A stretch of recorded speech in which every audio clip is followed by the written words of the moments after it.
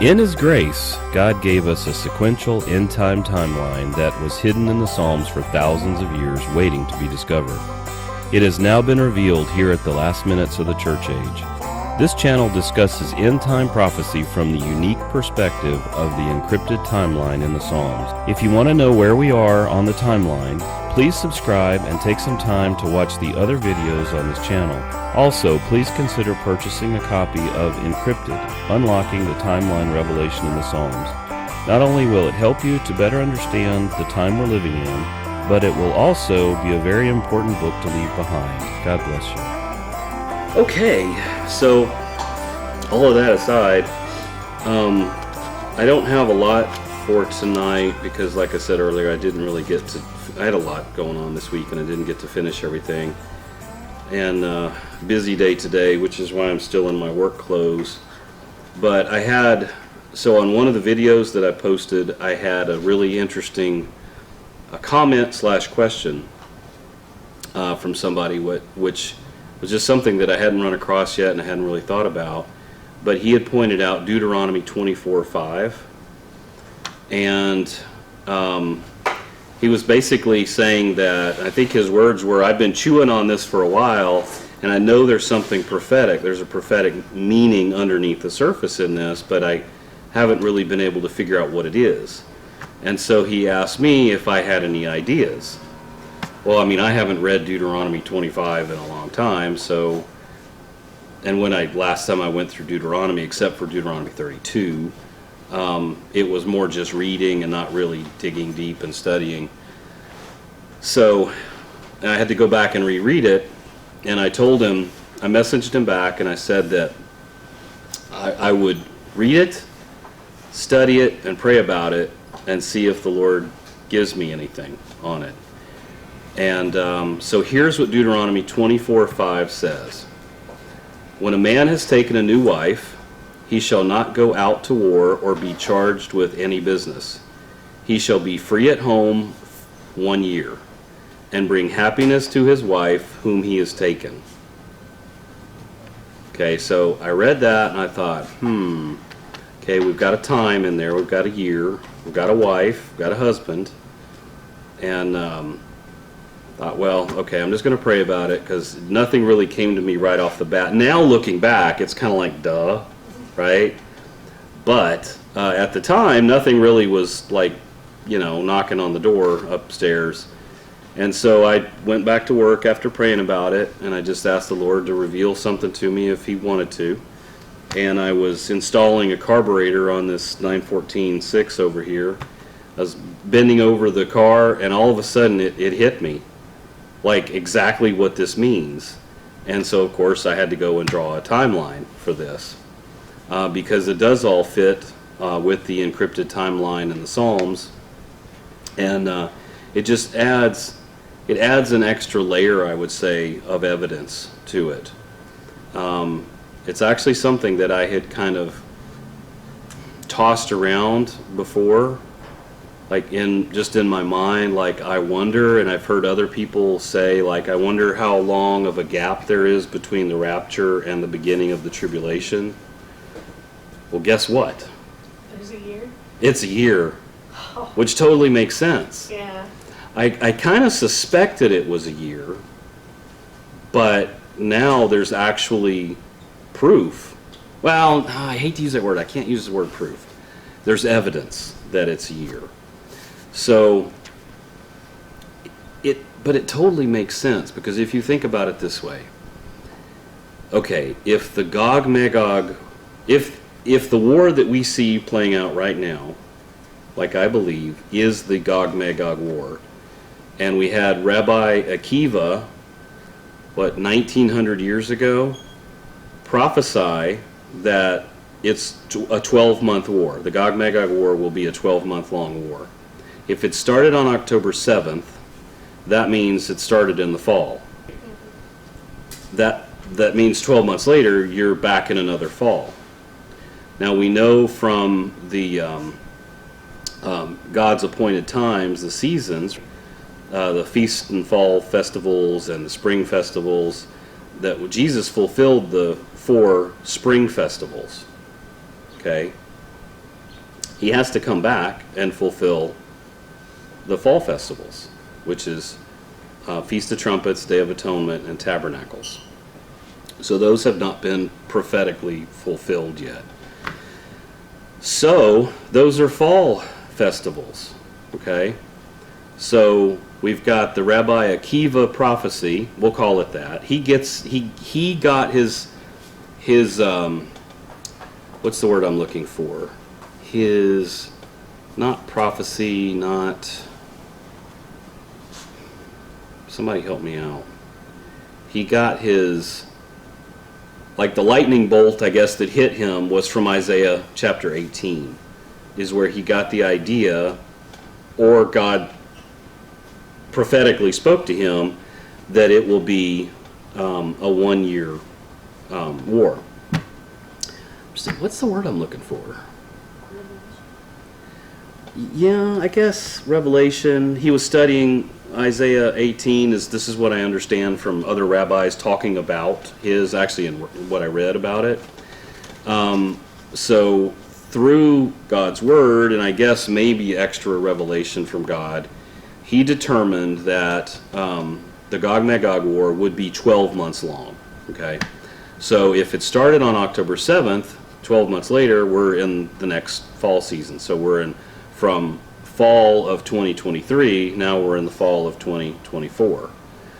According to something we talked about a few weeks ago, if Luke 17, where it talks about the vultures circling the body, right? If that relates to Ezekiel 39, at the end of the Gog-Magog war, where you have bodies laying there and the vultures are circling, that's the time of the rapture, according again to Luke 17, then all of this fits. So then the rapture, according to this, would be in the fall of 2024, which is what I suspect from all of the Psalms.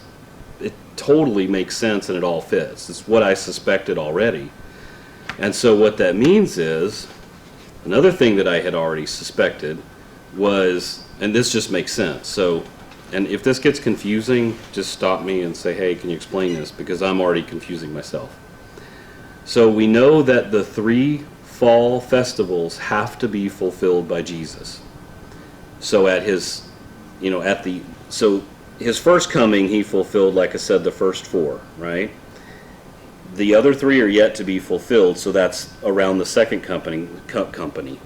The second coming, but starting with the rapture, and then the second coming, and then the establishment of the millennial kingdom. That's Tabernacles. Day of Atonement is basically Judgment Day. That's the day where there's going to be a lot of blood and a lot of, it's not going to be a pretty day. That's basically what we call Armageddon.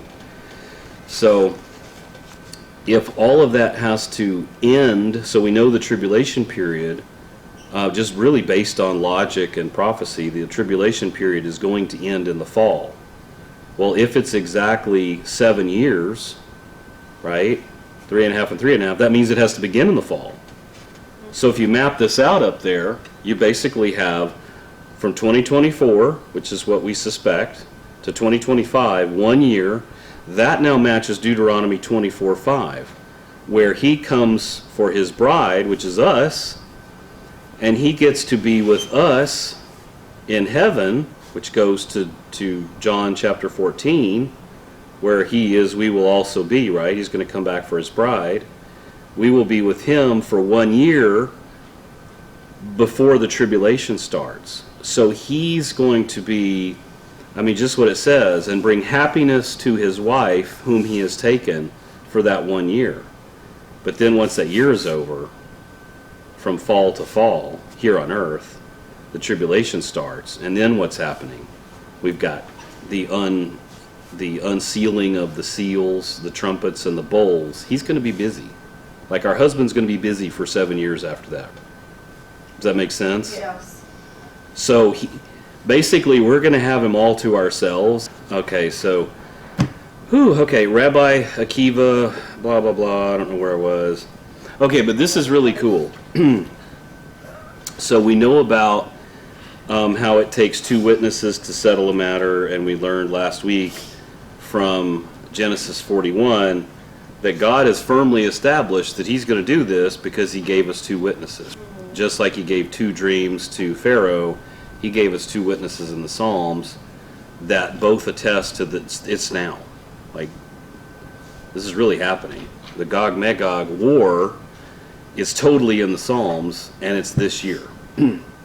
So I fully believe that what we're seeing happening in Israel right now with Israel and Hamas is the beginning, and it's going to, over the next 5 months, it's going to get crazier. I would say probably sometime August, September, yeah, we're going to be like, wow, that's all real. That's really happening, right? So, but here's something that's really cool. I'm going to read this part because now my brain is so jumbled with all the laughing. So knowing that the season when the tribulation period starts will also have to be... Okay, I'm going to cut that part out.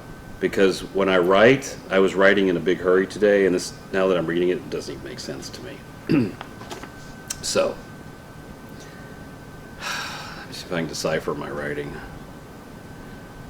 Okay, I kind of touched on this. So if the tribulation ends in the fall, and we know from the book of Revelation and from Daniel, we have basically the days, the months, and we can basically say that it's 3.5 years, and then another 3.5 years, so it's 7 years. Which means, if it ends in the fall, it has to begin in the fall. So if you break that down by months, the book of Revelation, chapter 11, tells us that the first part is 42 months, okay? And then Revelation chapter 13 tells us that the last part is 42 months. Okay, here's another witness. What's 42 and 42? 84. What's 84? To us. How old was Hannah? Oh, 84?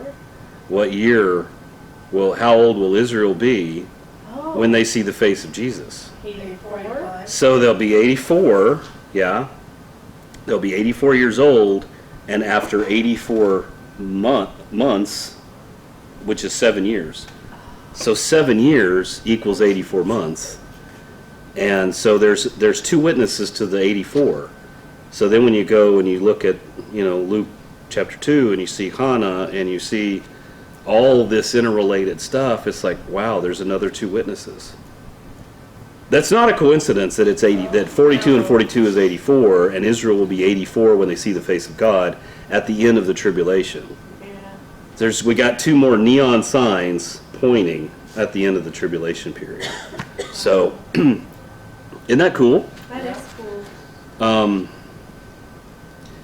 Yeah, so I gave some more detail in here. I still want to figure out a way to publish all of this, but I'm not sure how to do that yet. So anyway, as we talk about all the time, the end of the tribulation is in 2032. According to the Essenes, Jesus was crucified and resurrected in 32 AD. So exactly, maybe not to the month, because again, that was in the spring and this will be in the fall, but to the year, it'll be 2,000 years, right? And what does Hosea 6 say? In 2 days, or at the end of 2 days, I will raise you up.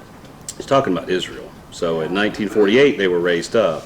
And then on the third day, so that's where we get that split. So at the end of 2 years, bam, he's going to raise them up.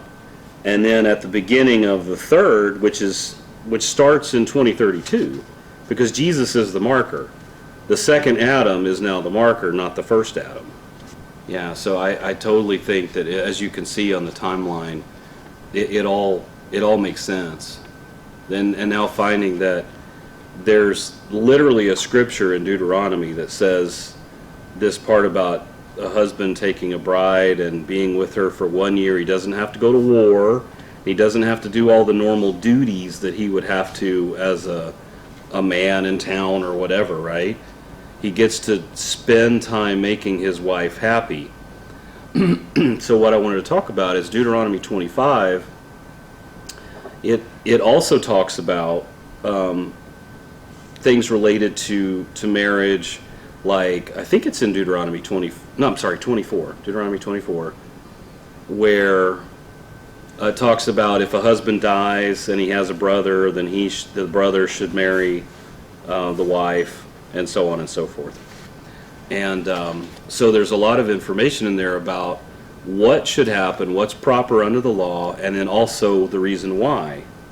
So in this case, you would think logically it would say, well, that 1 year, in context, it would mean, it should say, so that he could have an heir.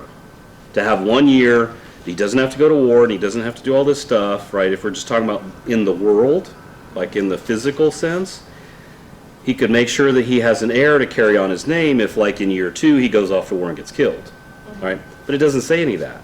It just says to make his wife happy. So I think we're talking about this bride with that husband in heaven for 1 year. I think it's amazing. I mean, I get really excited, except for the whole wife thing, but I get really excited about these things, and I think this guy pointing this out was totally a God thing. It adds more more evidence to the mountain of evidence that we already have. So, and the bride situation comes from lots of verses, but especially Ephesians 5.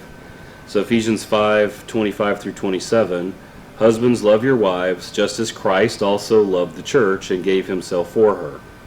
So even us dudes are part of the church, so we're part of the bride, right? That he might sanctify and cleanse her with the washing of water by the word, that he might present her to himself a glorious church, present her to himself. That's John 14. Not having spot or wrinkle or any such thing. Literally, this is going to be fulfilled probably in 5 months.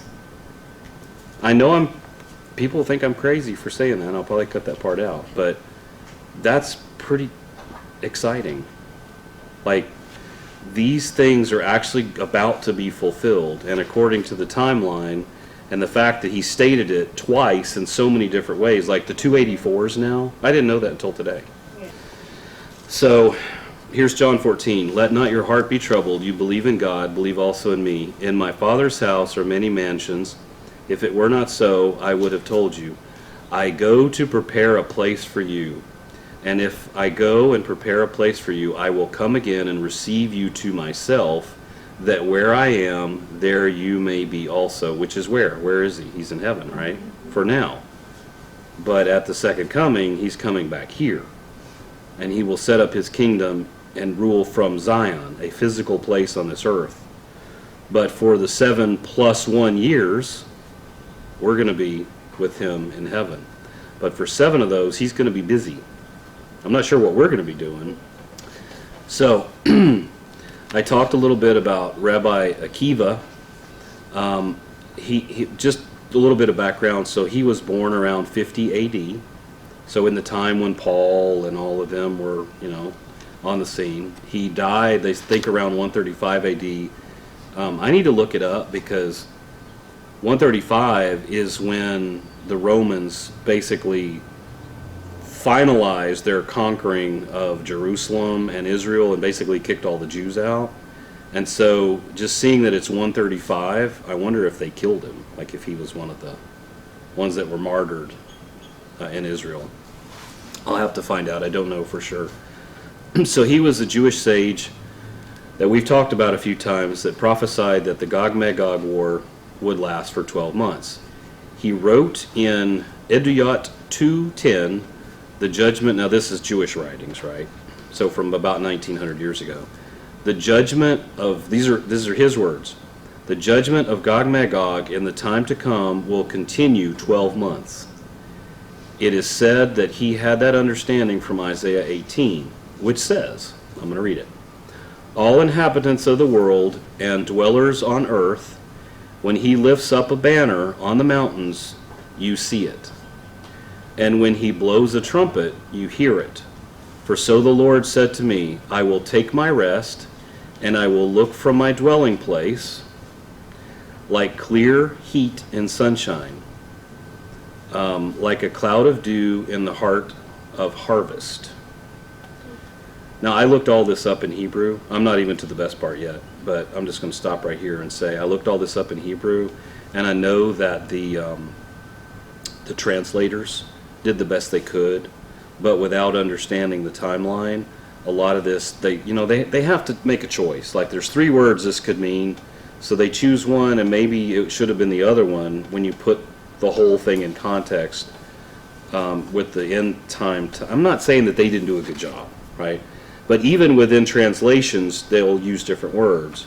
And so when you look it up in Hebrew, and you find that one word that, let's say, the New King James translates at this, you find that it also could mean this, and this in the timeline is perfect, right?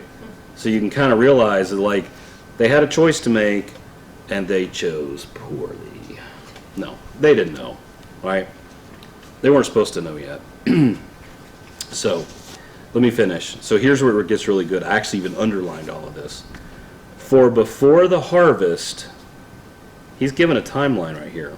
Before the harvest, when the bud is perfect and the sour grape is ripening in the flower, he will both cut off the sprigs with pruning hooks and take away and cut down the branches. Okay? Sorry, I have an itchy nose. I'll have to cut that part out too. Let me do a lot of cutting on this video. Okay, so let me reread that. For before the harvest, I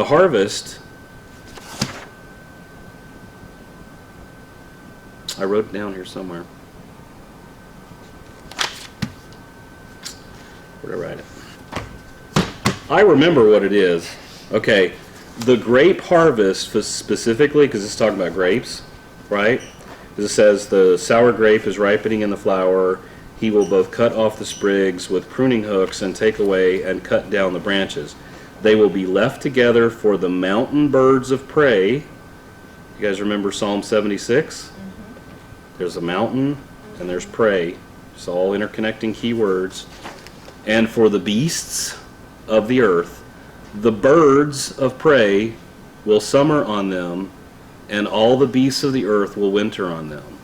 Okay, so because of all that symbolism, it is said that that's where Rabbi Akiva got his idea, but probably a revelation, I would think, from God, because I don't really get 12 months out of that. I see seasons and seasons, but I don't literally see 12 months. So I think it was probably a more prophetic, but you could point to this and also say, okay, I kind of get it. But anyway, he said that it will last 12 months. And so what I want to go back and point out is that it just so happens that the grape harvest season in Israel is from August to October. Right, the time. Yeah. Yeah. All of this fits. It all fits. So the timeline built into here, which I haven't done it up there yet, but is that for before the harvest, when the bud is perfect. So they haven't harvested yet. It's basically pointing out that the grapes are ripening, so it's probably not in August. It's probably in the middle of that season, or probably right around in there. Just depends on the year. Let's see. When the grape is ripening in the flower, he will both cut off the sprigs with pruning hooks and take away and cut down the branches. Now that's symbolic of the people that are going to die. Okay, this is Gog and his armies that have come to invade Israel.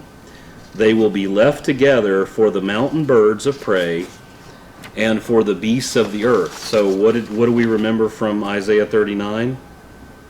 Just like Revelation chapter 19, God's going to call a feast for the birds and the animals to come and eat the flesh of kings and all these soldiers and stuff, right? Gog himself is going to die in this invasion. And so we know from Luke 17 that it's at that time that I got so many ideas and thoughts bouncing around in my head right now. I'm going to try to get this out. It's at that time that the rapture happens. So while the vultures are eating the dead people, sorry, I mean, it's kind of hard to say it without, I mean, it's kind of gross. Yep. But while the vultures are eating these dead soldiers, that's when the rapture is going to happen, according to Jesus in Luke 17. And that's when the disciples said, you know, he said basically, they said, where, Lord? Where will they be taken? Because he was talking about paralambano. Like one will be, like two people will be grinding at the millstone, one will be paralambanoed, and the other will be left behind, right? And they said, where, Lord? And that's when he said, where the vultures are circling, and where the dead body is, the vultures will circle. Now I'm totally paraphrasing that, right? So that aligns with Isaiah 39, verse 4, and then I think again in like 17 or somewhere like that, it restates it again and gives more detail.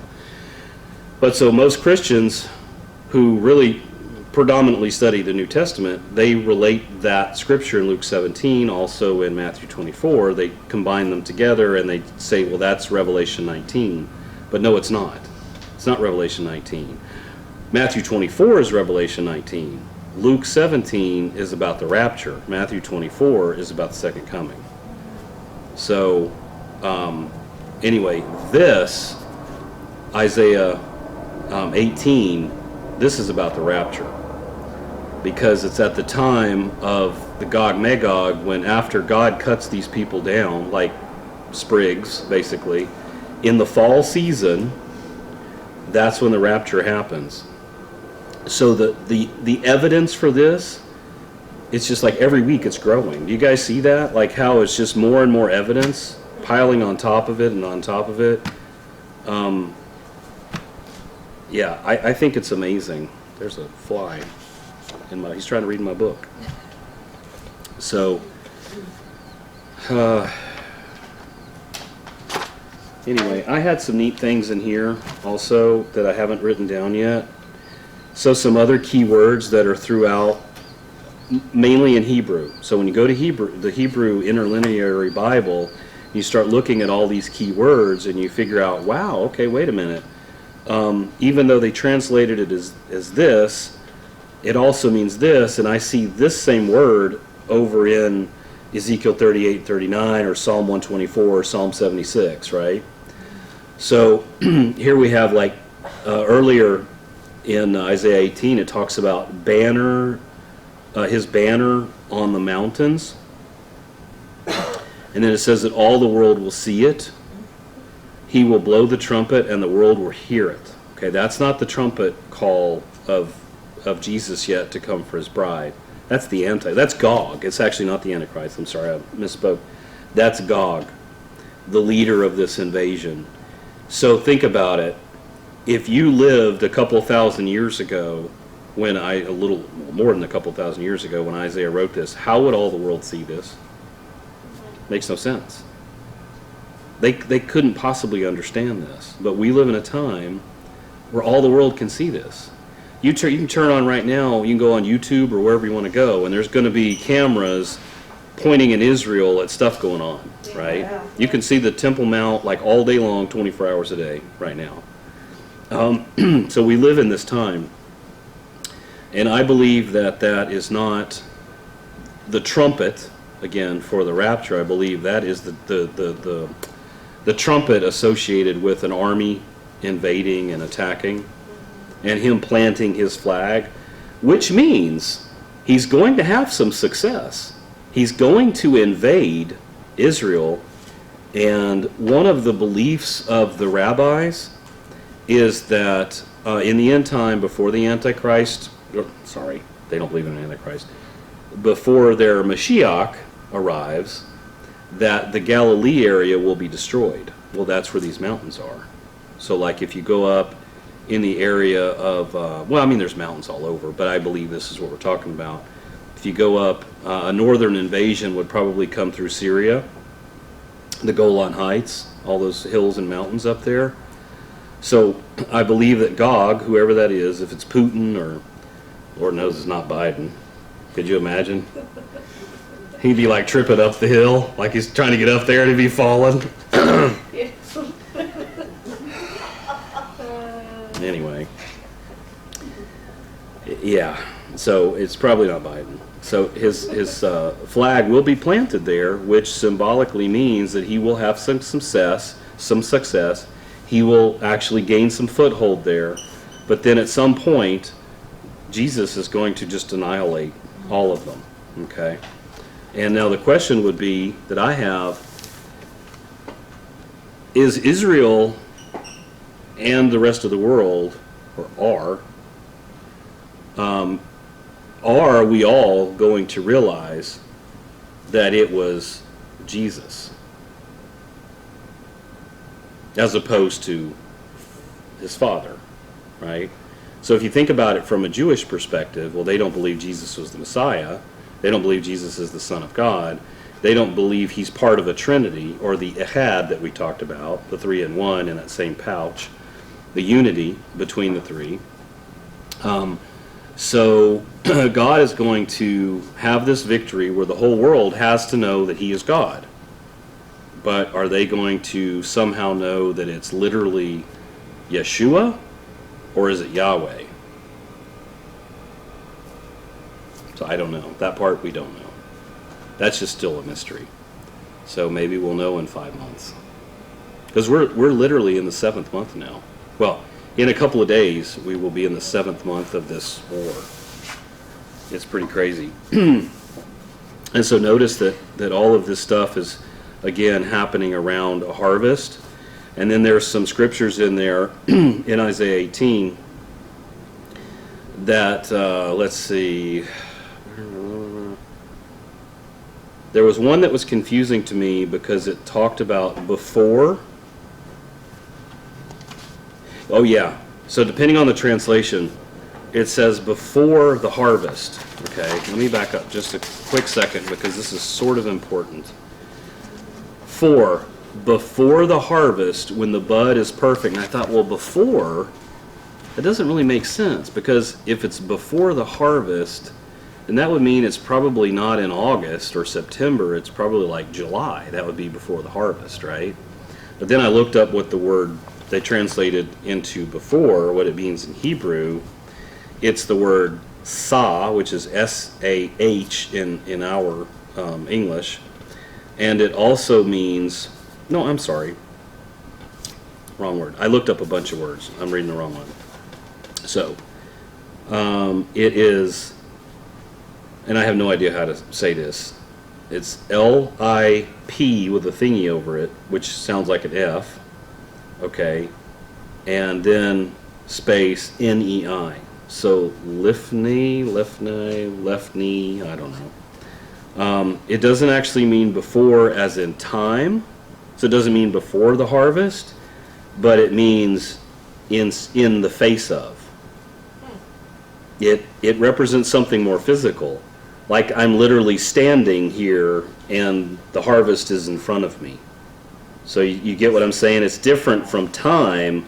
It's more of a physical state of being in a place. Yeah. So it kind of changes it. So now on the timeline, you don't look at it. I don't look at it anymore as like this is going to happen before the harvest. It happens in more of a physical sense in the harvest. If that makes any sense at all. Let's see. Left. So yeah, I touched on the prey and the mountains. All of those things are seen in Psalm 76, which is more proof. I keep using that word proof. I don't want to use proof. Proof is when it happens. When we're with Jesus in 5 months from now, or 6 maybe, then we'll have proof.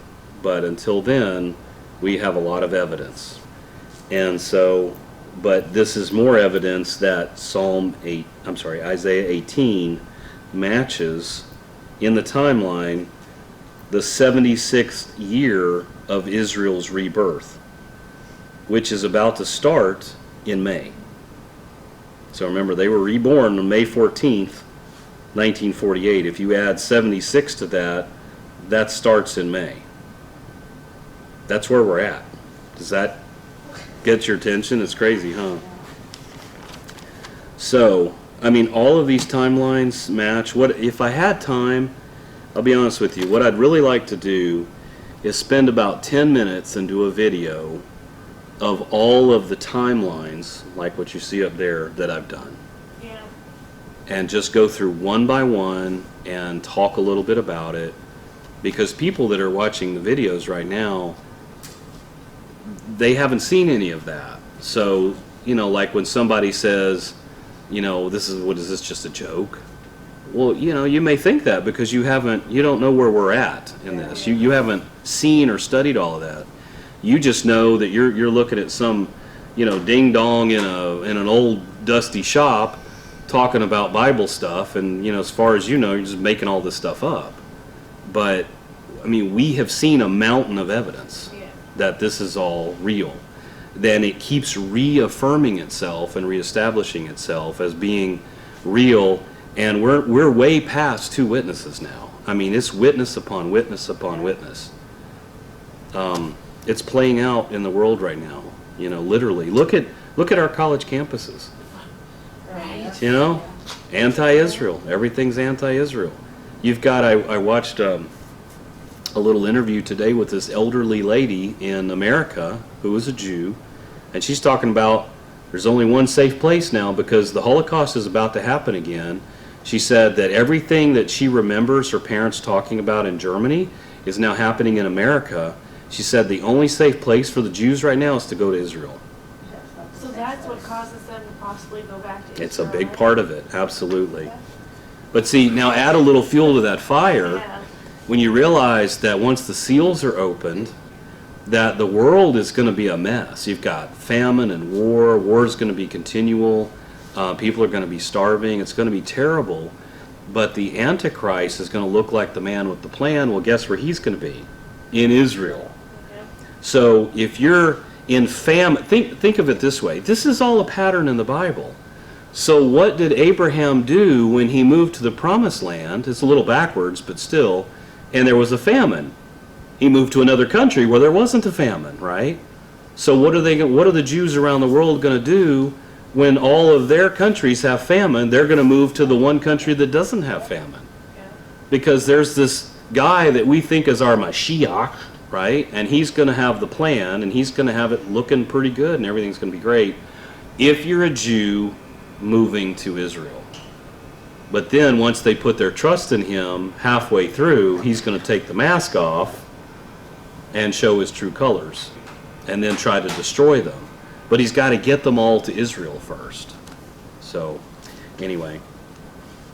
The second part of this tonight, I mean, I clearly didn't get to do a timeline, and I didn't get to really map it out and study it that much to talk about it. Because it was a few days ago when I wrote like 3 or 4 pages. I even have like a little crummy looking map and stuff like this that I wanted to talk about, but I just haven't had time, to do it. So that'll be next week. So I'll try to put that together for next week. So tonight, then basically, besides having a good laugh at my expense, we basically talked about 2 more witnesses, the number 84, and we talked about the 1 year that we get to be with the church's husband. Yeah. I can put it better that way. The church's husband for 1 year in heaven, John 14. Isn't that crazy? Because people have always wondered about this. It's actually in the Bible. God literally said it in the Bible. And when any time in the past when I've read through Deuteronomy, this didn't mean anything to me. I just read right past it. Oh yeah, well, that's cool. Yeah, whatever. Well, 1 year, that's cool. Unfortunately, I have to work. I don't get a year off, to spend with my wife and stuff like that, right? So you think all those kind of surface level things, instead of like, I wonder if God put that in there for another reason, right? Because it doesn't really make sense that a husband... Why be so specific about something? Exactly. And not have a meeting. Yeah, other than just to make her happy. It's not about continuing your lineage or any, which the Bible was really big on with Israel. So this would be a perfect opportunity for God to point out that it's for this reason, but he doesn't. Yeah. There's some more meaning in there, the fact that he doesn't say that. Does that make sense? Oh, yeah. A lot of the mystery is in what he doesn't say as much as it is what he does say. It's not a matter of reading between the lines. It's just opening your spiritual eyes and saying, Lord, what are you telling me here? And it just so happens that I was, installing a carburetor when it hit me. Because before that, I was just kind of like the Bible talks about. When the law is read, which is part of the law, the Israelites have blinders on. They have eyes, but they can't see, right? Yeah. And that's kind of the way I felt. Is like I read it, and I'm like, yeah, I'm with him. I'm going to have to chew on that for a while, and I'm going to pray about it. But, within a very short period of time, God sort of slapped me upside the head with it, and all of a sudden I just, now I know what it means. But I think that that's because time is short, and there's not a lot of time left for me to chew on that for 2 years and try to figure it out. I think time is really, I know time is really short. So, anyway, I'm going to end there. Any questions? Well, there was another pastor I heard talking about saying that everything that's going on in Israel, maybe I said this before, he said that it was a Gog-Magog war also. Really? Mm-hmm. That's the only other person. I heard a lot of people, I've heard several people actually say that they believe this is leading up to it, and I totally get that. Because when you read Ezekiel 38 and 39, it looks like it's something that happens in a very short period of time. Like that's your instant thought, right? I would have never really come away with it or from it thinking that it was 12 months unless I had studied this Rabbi Akiva and what he had said that it was 12 months long. Yeah. That didn't make any sense, right? But when you start reading the writings of all of these old rabbis, who you have to kind of have some discernment there because remember these are the people that didn't accept Jesus. Yeah. But that doesn't mean that God won't use them, because think about it. Who are the Jews going to be listening to during the 7 years? They're going to be reading and trying to figure out what's going on. So in this case, when they're reading all of the Talmud and whatever, trying to figure out what's happening, they're going to stumble across this and they're going to realize, well, didn't we just see a 1-year conflict that ended exactly the way Ezekiel 38:39 said it was? And wow, it also appears that seems to match Psalm 76 and Psalm 124. And there's this crazy guy, some Porsche shop, talking about this same stuff, and his video just got deleted by the Antichrist, but or our Mashiach, sorry. Our Mashiach decided to delete all those videos. But anyway, that's why I say get physical books and stuff, or print things out, leave whatever you can behind, because time is super short, and anything that's digital is just going to be erased from the internet. I firmly believe that. Think about it. If you were the Antichrist, would you allow competition and people to have thoughts that weren't what you wanted to control? Absolutely not. So, anyway,